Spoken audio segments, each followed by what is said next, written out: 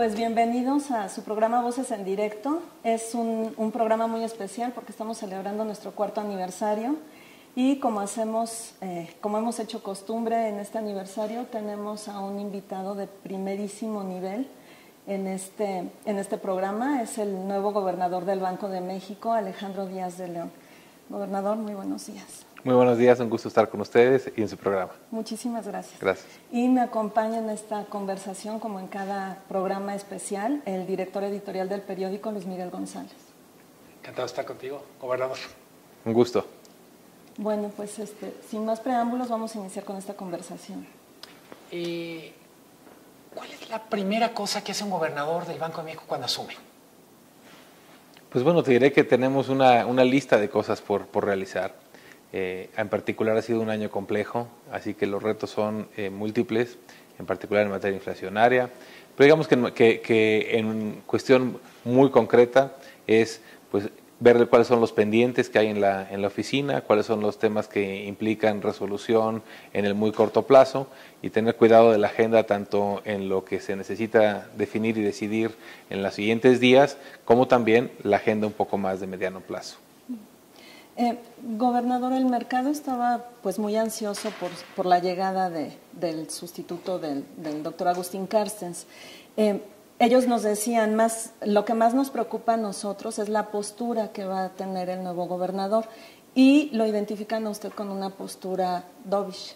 Quisiera preguntarle si usted coincide. Existe toda esta cuestión de querer, yo creo que poner alguna etiqueta a los diferentes miembros de la Junta, yo diría no solo en México, sino a nivel mundial. Y recuerdo bien haber leído en algún documento una frase que me pareció muy interesante, en la que decía que probablemente todos los banqueros centrales prefieren, en lugar de etiquetarse o como paloma o como halcón, sino con más bien la sabiduría que puede tener un búho. Entonces, yo creo que esto refleja que yo creo que ninguno de los banqueros centrales, pues probablemente queremos que se nos etiquete como que pues siempre y en todo momento va a ser de este corte, o siempre y en todo momento va a ser de este otro corte. Yo creo que lo que nosotros tenemos que tratar de hacer es identificar muy bien cuáles son las condiciones que enfrenta la economía, cuáles son los retos que enfrenta, y con y de manera balanceada, tratar de identificar cuáles son las acciones de política monetaria que se necesitan. Yo creo que ya serán los terceros los que puedan considerar que para esas condiciones esa acción fue de una u otra manera, pero yo pensaría que uno no debe tener un sesgo o una etiqueta cuando uno evalúa el tema inflacionario y decide sobre las acciones de política monetaria. Okay. Cuando toma posición y revisa pendientes, ¿cuál es la primerísima tarea urgente que le toca acometer como gobernador? Bueno, tenemos decisión de política monetaria el 14 de diciembre. Esa es una decisión muy importante en el muy corto plazo. Tenemos otras decisiones que tienen que ver con la administración del banco de cara hacia el cierre de año y también hay diversas reuniones que tienen que ver con foros internacionales en relación a regulación que también hay que atender tanto en diciembre como principios de enero. Doctor, acaban de dar a conocer la semana pasada las expectativas, la encuesta de expectativas, y pues nos dimos cuenta de que subió la previsión que tiene el mercado acerca de la inflación para este año y para el próximo, a 6,50% para este año y están esperando 3,80% en 2018. Quiero preguntarle si esto de alguna manera va a repercutir o repercutirá en la decisión que tomarán en la reunión monetaria de diciembre. Te diría que ya este entorno inflacionario un poco más adverso, ya lo habíamos advertido tanto en el último comunicado de política monetaria como en la publicación del informe trimestral de hace casi 2 semanas. Allí habíamos destacado que la inflación en las cifras más recientes había mostrado afectaciones adicionales.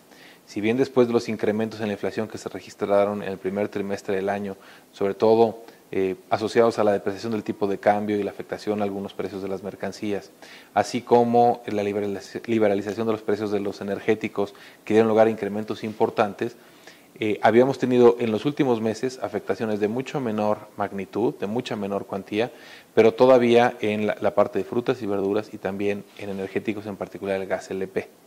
Entonces, habíamos destacado que eso y un entorno donde la cotización también del tipo de cambio se había tornado un poco más incierta, en su conjunto daban lugar a un deterioro en el balance de riesgos para la inflación. Estos últimos datos de inflación han validado ese diagnóstico, y también estas expectativas a las que tú señalas, pues también confirman un poco esa deterioro en el ámbito inflacionario. Este será uno de los elementos que tendremos que tomar en consideración en las próximas semanas. Hay muchos elementos, hay muchos factores que inciden sobre la postura de política monetaria, que van en la vertiente interna desde las cifras de inflación, su comportamiento, y la parte externa que también tiene que ver con la política monetaria en Estados Unidos, la política fiscal que también ha ido avanzando más aceleradamente en Estados Unidos, y que también, por ejemplo, las negociaciones del Tratado de Libre Comercio y el impacto que han tenido sobre el tipo de cambio también han sido un factor importante. Una de las primeras declaraciones del secretario de Hacienda, González Anaya, tiene que ver con su preocupación con la inflación. ¿Cómo se plantea usted la colaboración con Secretaría de Hacienda, con el resto de autoridades del Ejecutivo, en un tema que fundamentalmente es parte del mandato del Banco de México? Bueno, yo destacaría que hemos tenido una muy buena comunicación, y yo diría que de tiempo atrás, pero que se ha reforzado y se ha redoblado en los últimos días. De hecho, ya tuvimos una primera reunión de trabajo, los miembros de la Junta de Gobierno, con el secretario y con los 3 subsecretarios de Hacienda. Y yo diría que el principal objetivo de esa reunión era establecer contactos, reforzar los lazos de coordinación, identificar temas comunes, áreas de intersección. Y yo creo que en esto yo percibo que va a haber un diálogo muy franco y muy constructivo, cada quien con pleno respeto a los ámbitos de la otra institución, pero yo creo que también compartimos objetivos. Para ellos es muy importante, obviamente, cuáles son las perspectivas en materia de inflación hasta para fines presupuestales, y para nosotros es muy importante también que la conducción de las finanzas públicas se dé en orden y sean sostenibles y robustas. Pero eso no significa que nosotros hagamos o digamos cuestiones en materia fiscal o ellos en la monetaria. Entendemos muy bien el ámbito de responsabilidad de cada quien, y buscamos que todo sea para fortalecer el marco macroeconómico, que es lo que nos está ayudando a transitar este entorno adverso de manera más ordenada y con mejor rumbo. Gobernador, en las minutas de la pasada reunión monetaria de la de noviembre, ustedes tocaban un tema y quisiera yo ver si podemos abundar en él. Ustedes decían que la eventual aprobación de la reforma fiscal de Estados Unidos era un factor de incertidumbre. Quiero preguntarle, ahora que ya se aprobó por una parte del Congreso de Estados Unidos, ¿a qué se refieren? ¿Por qué es un factor de incertidumbre? Bueno, todavía no tenemos lo último, porque aprobó una versión la Cámara Baja y otra versión el Senado. Ahora tiene que haber un proceso, y son sustancialmente diferentes. Tiene que haber un proceso de reconciliación, tiene que ser aprobado y después firmado por el presidente. Pero en ese momento tendremos mayor claridad de cuáles son algunos elementos que de ahí se desprenden. Y yo creo que el tema que pues no solo a México, sino al resto del mundo le va a ocupar va a ser hacer un diagnóstico acerca de cómo ese cambio en las tasas impositivas modifica qué tan atractivo es cada país como destino para atraer la inversión.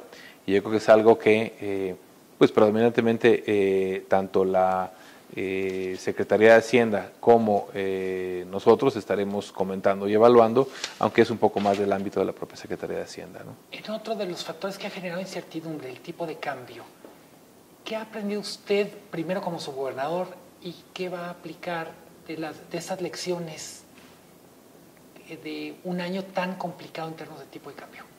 Sí, yo creo que hay varias lecciones. Una es, yo creo que el tipo de cambio flexible ha sido un elemento que le ha servido muy bien a México. Yo creo que no podemos entender de otra manera el hecho de que podamos tener que la economía haya mantenido su tasa de crecimiento, si bien desacelerándose en los últimos trimestres, pero ha mantenido una tasa de crecimiento importante. Y yo creo que esto lo ha podido hacer porque en parte el tipo de cambio ha podido absorber una parte importante del choque. Creo que también implica un reto el propiciar condiciones adecuadas en el funcionamiento del mercado cambiario. Se introdujo un nuevo mecanismo, un nuevo instrumento, que es la venta de las coberturas cambiarias, que tienen una ventaja al poder dar liquidez en el mercado cambiario sin que ello implique disminuciones en el corto plazo en las reservas internacionales, y eso creo que se ha utilizado para contribuir de mejor manera a la formación de precios en el mercado cambiario. Claramente enfrentamos un entorno que sigue teniendo retos, sigue siendo adverso, y espero que en los próximos meses tengamos mayor claridad en algunos de estos factores de riesgo y que pueda poco a poco gradualmente reduciéndose la percepción de riesgo. Ya que está tocando el tema de las subastas, quisiera preguntarle, este 6 de diciembre es la última del segundo tramo que habían anunciado. Quisiera preguntarle si, para cómo están viendo las cosas, podríamos esperar un nuevo, pues que anuncien un nuevo tramo a subastar. Bueno, la Comisión de Cambios en todos sus comunicados, en sus boletines, siempre es muy precisa en decir en algunos de los párrafos finales que siempre se cuenta con la posibilidad de hacer o tomar decisiones hacia adelante, y en ese caso se informarán de manera oportuna.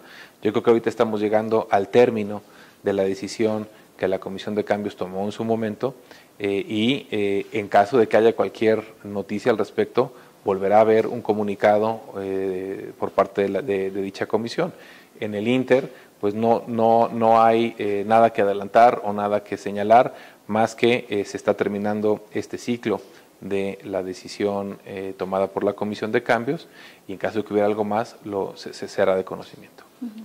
La Reserva Federal ha sido un factor que pesa mucho en las decisiones del Banco de México.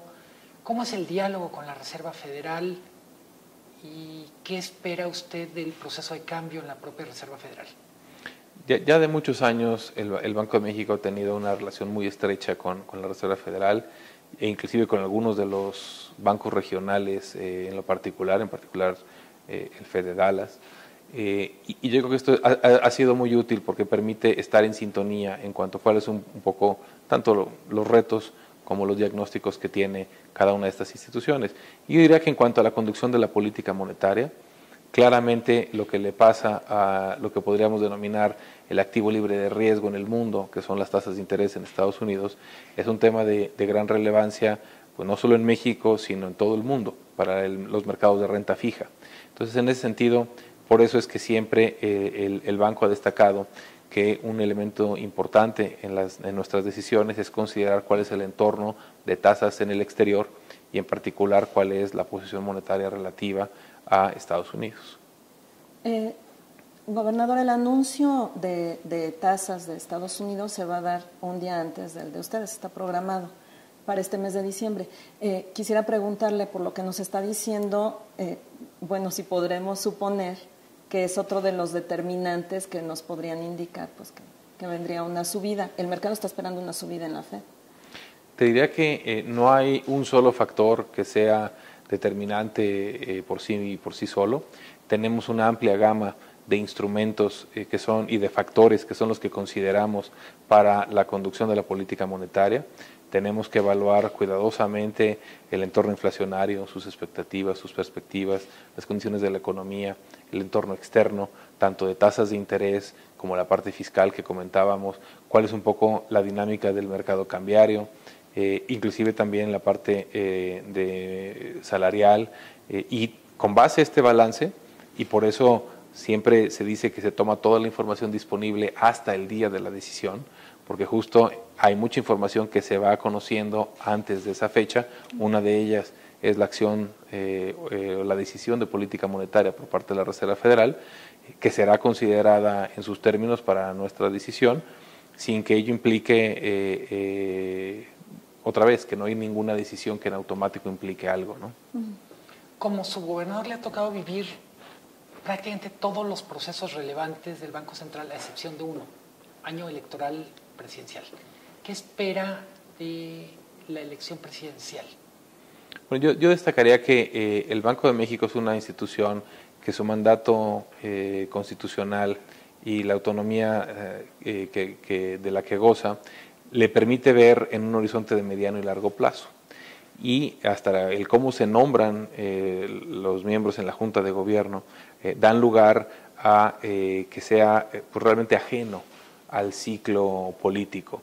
Yo creo que un poco el punto importante es cómo contribuye el Banco Central, como lo ha hecho en el pasado, y en particular la Junta de Gobierno y sus decisiones de política monetaria, a que este tránsito de la economía sea ordenado y que contribuya a el buen desempeño de la actividad económica.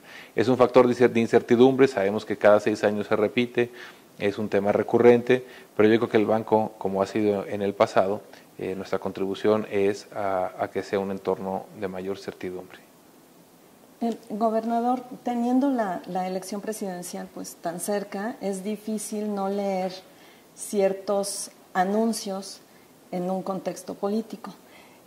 Yo le quisiera preguntar sobre la renovación de la línea de crédito flexible del Fondo Monetario Internacional. Apenas la semana pasada se renovó anticipadamente, casi 7 meses de adelantado se renovó esta línea. Quisiera preguntarle si fue a solicitud de las autoridades mexicanas. Quisiera preguntarle por qué renovarla desde ahora, por qué no esperar hasta mayo, y qué tipo de ventaja, si es que les da alguna, el tener la línea ya aprobada por 2 años. Yo creo que precisamente buscando en abonar a este entorno de certidumbre y de propiciar un tránsito ordenado, es que se consideró que era una buena idea el extender el plazo y renovar la línea de crédito flexible por 2 nuevos años a partir de ahora, y que no estuviera esto pues a lo mejor siendo un factor que pudiera pues alguien preguntar o cuestionar si se iba a hacer o no, en un entorno donde pues el enfoque de todo el mundo va a estar en otras cosas. Yo creo que el haber podido renovar la línea de crédito flexible, que creo que es un instrumento muy útil para reforzar la disponibilidad de moneda extranjera de la que gozamos, contribuye a dar un mensaje de tranquilidad y un mensaje de certeza en cuanto al manejo macroeconómico. Yo creo que el Fondo Monetario ha destacado mucho la resiliencia y la resistencia de la economía mexicana, lo hizo en su más reciente publicación del artículo 4, y eso destacadamente por el entorno externo que estamos enfrentando. Entonces yo creo que es una muy buena noticia que se haya podido extender. Yo creo que también es una buena noticia que esta renovación pues no haya quedado en un periodo en el que a lo mejor por otras consideraciones pudiera no necesariamente recibir la atención y el enfoque que merece, como una cuestión parte de la fortaleza y del diseño un poco de los instrumentos que tenemos, y creo que es una buena noticia que la hayamos podido renovar. ¿Cuál es su posición respecto a las criptomonedas?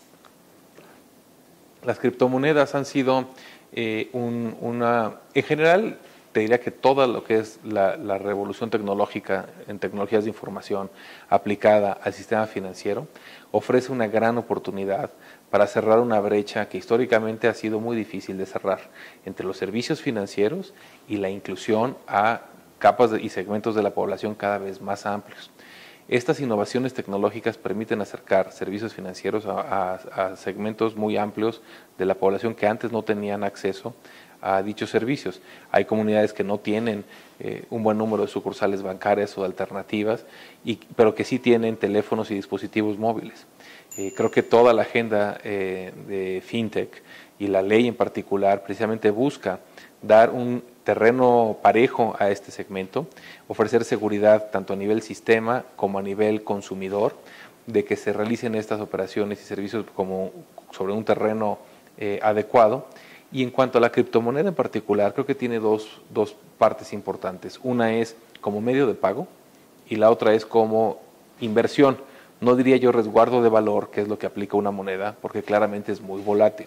Entonces yo creo que es importante que tratemos de aprovechar las ventajas que tiene como medio de pago, que son muchas, y que tratemos de ser muy claros con el público de que como destino de inversión es una inversión más de corte especulativo, es como invertir en algún metal precioso o algo equivalente, y que realmente no es un resguardo de valor, es una inversión más de corte especulativo.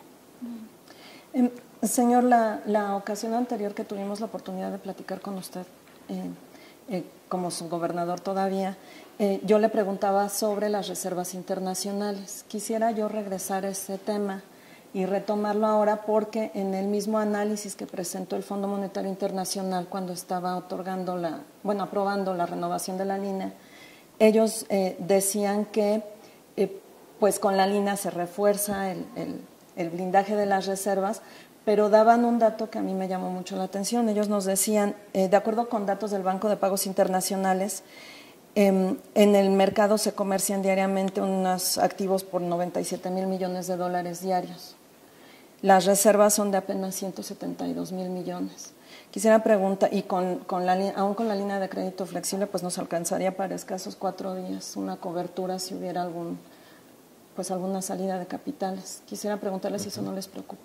Te diré que la manera de leer esos datos es un poco diferente porque ese volumen es el volumen total en el mercado cambiario, que involucra en lo que llamamos de contado o en el mercado spot, el mercado de derivados, el mercado de swaps y futuros, swaps y opciones.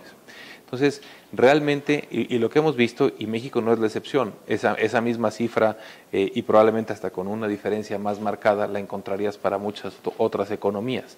Y lo que hemos visto es que realmente hay mucho volumen en el mercado cambiario, pero muchas veces es de gente que está cubriendo posiciones o tomando posiciones. El mercado de derivados tiene un volumen y una rotación muy grande. No necesariamente implica ahora sí que dólares en efectivo que se están intercambiando de un lado a otro. Pero yo creo que apuntas a un punto muy claro y que se ata con otra de las preguntas, que es cómo ha sido el comportamiento del mercado cambiario, cómo ha sido el comportamiento este año, y destacaría que a pesar de ser un año especialmente volátil y complejo, la liquidez del mercado cambiario ha sido muy profunda, y yo creo que eso refleja que ya no es como era hace algunos años, y de hecho cuando yo entré al Banco de México era muy preguntado quién está comprando dólares, quién está vendiendo, es un importador, es un exportador, quién está comprando y vendiendo. Había un régimen de tipo de cambio fijo y era muy importante saber quién estaba del otro lado y por qué.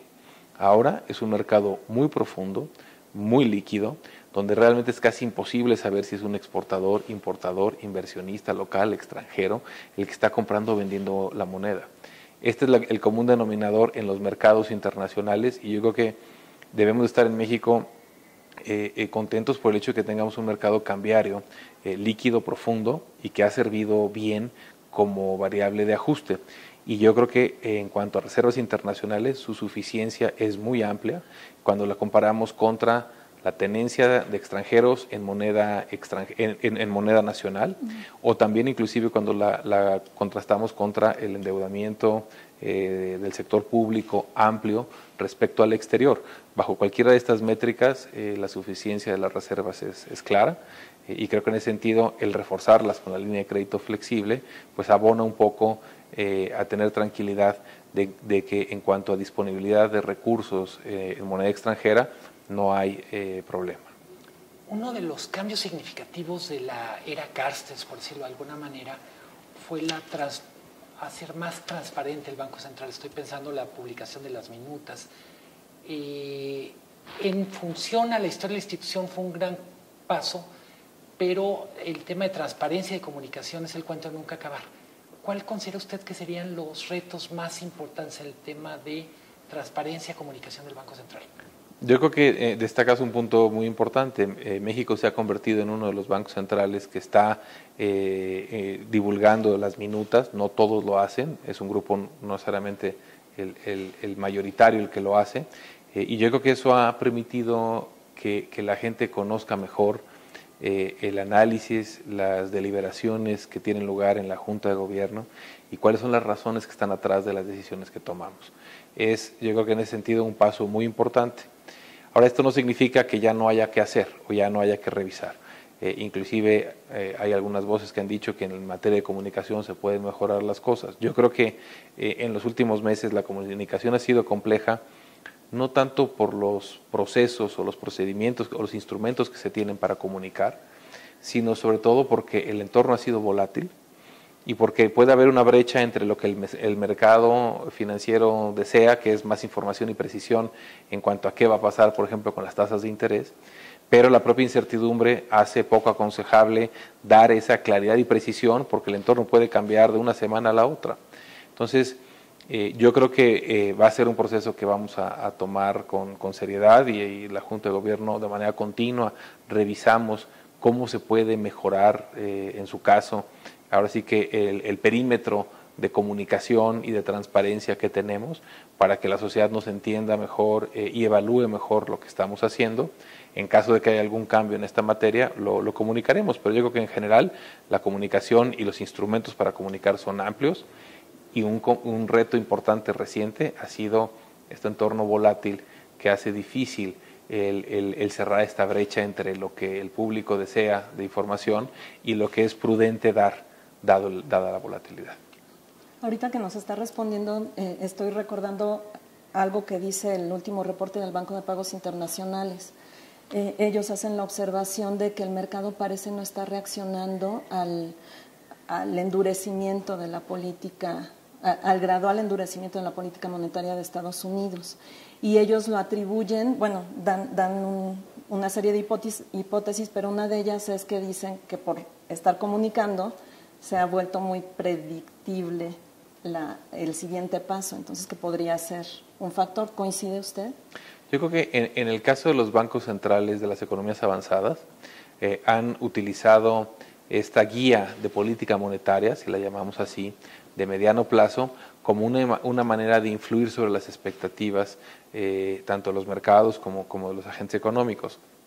En el caso de las economías emergentes y más las que hemos estado sujetas a periodo de volatilidad, tenemos que sopesar esta ventaja o desventaja entre dar una guía más clara y de largo plazo versus realmente esperar a la información más reciente y tener un diagnóstico oportuno de las necesidades.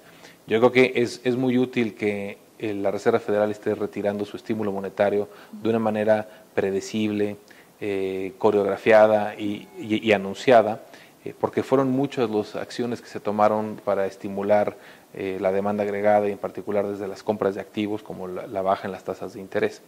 Y yo creo que el hecho de que la variación en las tasas de interés en Estados Unidos sean graduales es una buena noticia para el resto del mundo, en la medida en la que, por la razón que sea, esos incrementos se den de una manera no anticipada y sorpresiva, pues va a introducir más volatilidad al mercado. De mi parte, una última pregunta. Sí. ¿Qué banco central tiene usted como referencia cuando dice de ellos quiero aprender, es un buen espejo para compararnos? Yo te diría que son muchos los bancos centrales que tienen mucho que aprender. El Banco Central sueco tiene cientos de años, el Banco de Inglaterra también tiene cientos de años. Nosotros tenemos, y casualmente en este año, se cumplen 100 años de la primera vez que en México se plasmó en la Constitución la intención de contar con un banco central emisor de moneda en poder del Estado o bajo control del Estado. Entonces, en ese sentido, pues hay bancos centrales muy longevos con mucha experiencia y también diría que obviamente la Reserva Federal, en fin, yo creo que hay muchos bancos centrales en el mundo que tienen todos su peculiaridad, porque esta peculiaridad responde a cuestiones históricas y a necesidades también históricas, como por ejemplo el hecho que la Reserva Federal tenga varios bancos de reserva regional, etcétera, y que claramente no son propios a una realidad como la nuestra, pero yo diría que en materia de estrategia monetaria ha habido una convergencia muy importante a tener en claro que el principal objetivo de un banco central es mantener una inflación baja y estable, y que también la manera de hacerlo con estos esquemas de objetivos de inflación que México ya lleva desde hace muchos años adoptando, es un mecanismo eficaz para cumplir con este mandato. Gobernador, yo quisiera preguntarle, bueno, muchas cosas más, pero por el tiempo creo que ya solo 2 preguntas más. Muy bien. El canciller Luis Videgaray dijo al término o en medio de la pasada ronda de negociación del Tratado de Libre Comercio que en la eventualidad de que sucediera pues algún escenario negativo, que ya estaban preparando un plan de contingencia Banco de México y Secretaría de Hacienda. Quisiera preguntarle si sí lo están ya preparando y si nos puede adelantar un poco. Te diría que dentro de las previsiones del Banco Central, el escenario base o el escenario central sigue siendo que continúe bajo alguna revisión el Tratado de Libre Comercio. Obviamente es nuestra obligación y nuestra responsabilidad pensar en escenarios alternativos y estos escenarios alternativos pueden ser más adversos o pueden tener resultados más complicados en cuanto a esta negociación, pero yo diría que eso es trabajo que se está realizando de manera continua, que se está actualizando también de manera continua conforme se tiene información o mayor claridad, y ahorita yo creo que no es momento de ponerle un foco en cuanto a los elementos de esa estrategia. Yo creo que ahorita es importante que pues todo esté enfocado a que, como en el escenario central que anticipamos se prevé, pues se cuente con continuidad en cuanto a esta relación comercial. Y ahora sí mi última pregunta del día de hoy. Pues hay organismos internacionales como la propia CEPAL que está esperando o que está anticipando que en el peor de los escenarios del Tratado de Libre Comercio, pues la economía mexicana entraría en una recesión desde el primer año. Quisiera preguntarle si están tomando en cuenta ustedes también este escenario adverso, tan adverso, y si incluye una recesión en el plan de contingencia. Yo creo que estos escenarios hay que verlos con mucho cuidado, porque por regla general lo que uno supone es lo que uno obtiene como resultado. Y si uno supone que se va a desplomar o la inversión, o el consumo, pues al final del día es casi un ejercicio de aritmética ver cuál es un poco el impacto que va a tener en la actividad económica. Yo creo que precisamente lo complejo del entorno es que no tenemos claridad de cómo va a impactar ese posible escenario adverso. En términos de el incremento arancelario, pues es relativamente fácil verlo y la verdad es que es un impacto moderado. Cuando uno va al impacto en términos de inversión y expectativa, pues ahí, por regla general, hay que ser cuidadoso con los supuestos, porque si no, pues uno acaba obteniendo como resultado exactamente lo que acaba suponiendo como insumo. Entonces, no hay, yo diría, ahorita una visión clara de cuál va a ser el impacto, porque no tenemos idea de ese escenario adverso en términos concretos, qué va a implicar en términos de inversión o en la parte comercial. Yo diría que a México le ha funcionado muy bien el definirse como una economía abierta, una economía, eso le ha permitido tener un sector exportador eficiente, vigoroso, y yo creo que esa ventaja hay que explotarla no solo con el mercado norteamericano, sino también en otros mercados. Y probablemente un escenario desfavorable implique una redefinición de algunas de estas estrategias de crecimiento, y yo creo que eso sí es válido. Ahora, presentar algún número que puede escandalizar por sí mismo, yo creo que más bien es función del supuesto que se introduce y no necesariamente de que ese sea un escenario que con claridad se vaya a presentar. Muy bien. Pues, gobernador, le agradezco muchísimo esta conversación y que haya accedido a ser parte de nuestro programa de aniversario. Yolanda, Luis Miguel, un gusto. Muchas gracias. Gracias. Gracias, Luis Miguel, por haber estado con nosotros. Gracias a ustedes por habernos acompañado y pues seguimos celebrando nuestro aniversario. Muchísimas gracias. Hasta la próxima.